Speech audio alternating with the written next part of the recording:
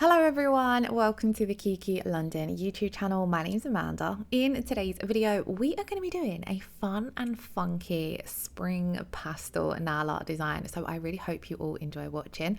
I really wanted to jump in and just get out some pastels and have some fun. And I really loved how this design turned out. So I hope you pick up some inspiration.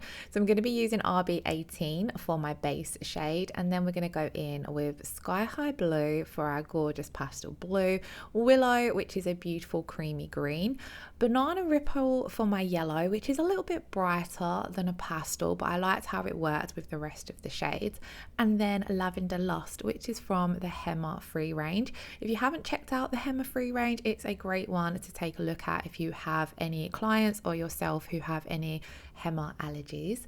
So I'm going in with the RB18. This is one coat. I am going to do this in 2 coats because we're working with this as a base coat and color here. So one thin coat is going to work as your regular base layer, and then when you come in with your second coat, that's going to give you the true opacity for the color.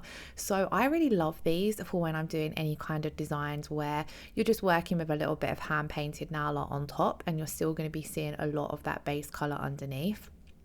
RB18 is actually such a beautiful shade as well. It's a really nice warm tone peachy nude, and I absolutely love how this one wears. So I have done that on 4 nails, curing each coat for 30 seconds, and now we're going to jump in to the fun and funky nail art. Now you can't do funky without at least one nail featuring a blooming gel design, in my opinion.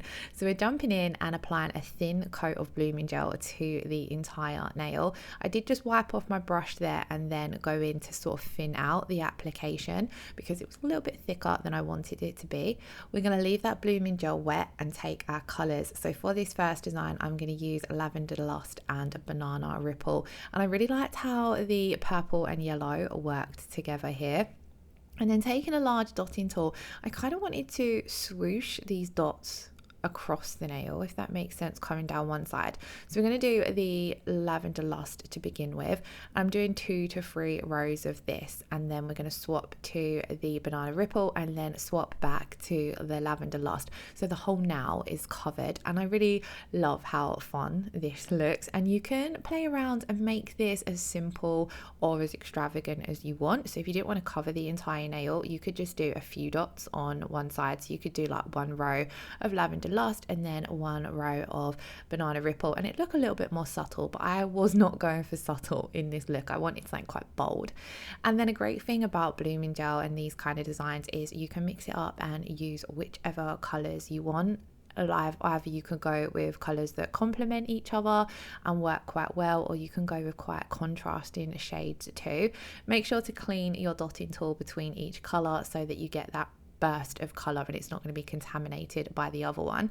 And then once that had bloomed as much as I wanted it to, I'm going to pop it into cure for 30 seconds. And I kind of liked the ombre effect it created, where the first 2 sets of colors we did had bloomed a little bit more than those last dots that we added on. It just created a really cute look, I felt. On to the next nail, I'm going to do a French using Willow. So when I'm doing a French with the French brush, I really like to load up the brush. It's quite firm, so you can kind of press it into the gel polish on your palette to get it to go through the bristles. And I do love this firm because it really helps you create that sharp French shape. But the reason I like to load it up with a nice amount is so that you get a good application. Of course, if you're doing a smaller French than what I am here, you wouldn't need as much gel polish. And then as you can see, I'm just keeping that brush fairly flat to the nail tip, and then using the longer length of the bristles to draw down and create that deep curve. Now with the French brush, it's quite good because it's very versatile depending on the French that you're creating. If you're doing it for a more shorter, natural looking French, then you can just hold the brush right to the tip of the nail. I will try and do some more shorter French nails, I think, because I don't feel as though I've featured many short French designs with the French brush, and they are actually a lot easier to do than the longer ones. So I'll try and make a note to do something like that. Let me know if you would like to see more videos, of course, with the French brush. I did then go in with the round nail art brush and clean up, popped that first layer in to cure for 30 seconds, and then I'm going to go in with a second coat just because I want to keep my coats nice and thin. I want to make sure everything's curing nicely. I don't want to end up with a thick bulky tip. So doing 2 thin coats, you're going to get a nice neat application that's going to last. It's going to be cured fully. You're not going to have to worry about any rippling or chipping. But then when you come in and add that second coat, you're going to get the full opacity of the shade. The second coat's a lot easier. I like to perfect my French as best as possible on the first coat so that when we come in and do the French coat, you're simply painting over the top. I do still like to go in and clean up with my round nail art brush to make sure everything's nice and clean.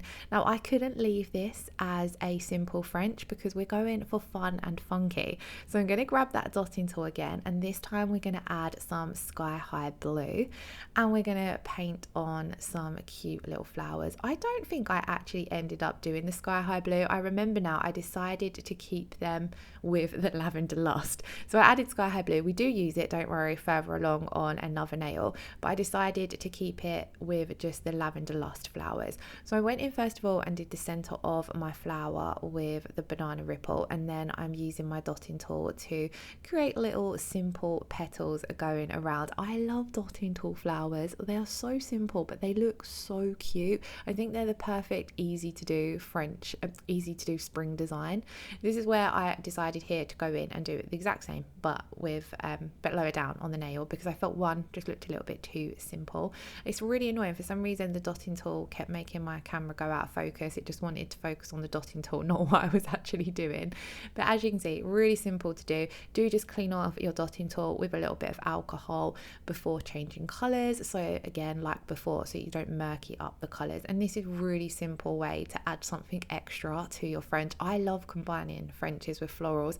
I've done it with hand painting, water decals, florals, stamping. I feel as though a French and a flowery design just work beautifully together. Now onto the next nail. I am going to go in and wipe off the tacky inhibition layer that's left behind from the rubber base coat, just because we're going to be going right across the nail, and I feel as though it's a little bit easier to hand paint when you haven't always got that tacky inhibition layer there, especially when you're doing something like a straight line or a swoosh where you don't want the colour to bleed. By wiping off that tacky inhibition layer, you don't have to stress about that happening. So I did just go in with an alcohol wipe and wipe off that tacky inhibition layer, and then this is where we're finally going to use sky high blue. So I wanted to go in and do just a wavy swoosh across the nail, and I really love how these colours pop against that RB18 base. I feel as though where the base is kind of like got a muted effect to it and it's very warm toned, and then we're using bright pastels, it really helps the nail art pop. So that's something to bear in mind when you are going to be doing colourful nail art designs. You don't want to apply a base that draws too much attention away from the colours that you're using. Now you could, after doing your first swoosh, pop this in to flash cure for 10 seconds if you wish, so that you don't mess up any of the design when you're doing other parts of the nail. I wanted to come in and add on banana ripple. I really love a blue and yellow combination. I feel as though yellow works really well with a lot of colours. The purple and yellow looked really nice together. Pink and yellow always looks really nice as well. But blue and yellow is a very sunny spring day combination. So these two had to go together. And then as you can see, I paint on my line quite thin to begin with, and then this allows you to make it a little bit thicker. I don't like to go in thick first in case I end up wanting it thinner, because obviously you can't go back without a lot of effort with cleaning up. Once I had done the banana ripple swoosh, I went in, added a little bit more Willow to my palette and decided to dot on some dots. I was originally going to come in with the eggshell top coat and go over just the blue swoosh with the eggshell top coat, because I kind of felt as though these kind of give off the vibe of when you do painted eggs for Easter, but I ended up not doing that with the eggshell top coat because I just didn't want to draw too much attention away from the pastels. But that certainly would be an option to make something look fun. On to this one. This is another super simple one that you can do with your dotting tool. So I'm going to dot down 4 dots to begin with, and I kind of wanted to create this sort of ombre effect with the colours, or gradient effect with the colours. So I've done banana ripple down the centre, but then I'm just going to do 3 at the side with sky high blue, and then 3 at the side with Lavender Lust, and then just add two, I believe, at each side with Willow, and I really loved how this looked. It was so simple to do, but this would look so cute on a full set of nails for someone who wants that pop of colour to a design. And then you're going to pop this in to cure for 30 seconds, and again, you could switch this up with any colour to suit the design or the colours that you have in your collection. Now, I really love Pastels matte, so we're going to go in with the Kiki London No White Matte Top Coat, and this is going to give the nails all of that velvety soft matte effect. And I feel as though this looks really nice when you're doing a fun and funky design, because it just, a lot of the time you see these nails with glossy, so it's fun to go in and do them with a matte finish. Now I'm just floating on a thin coat of matte top coat where we've done dotting tool artwork. Sometimes the dots can be a little bit raised, so by going in and just floating your top coat on, it helps smooth everything out. You do want to make sure that you're not applying it too thickly, but I did then pop these in to cure for 60 seconds, and this was the finished result. Let me know what you think in the comments below. As always, all the products I've used will be listed there, but if you have any questions, any comments, anything, I'm always really happy to help. Let me know what videos you would like to see for spring, and I shall see you all again in the next one. If you did enjoy today's video, please do give it a thumbs up and hit that subscription button if you haven't already. I hope you all have a wonderful weekend. Lots of love. Take care. Bye bye.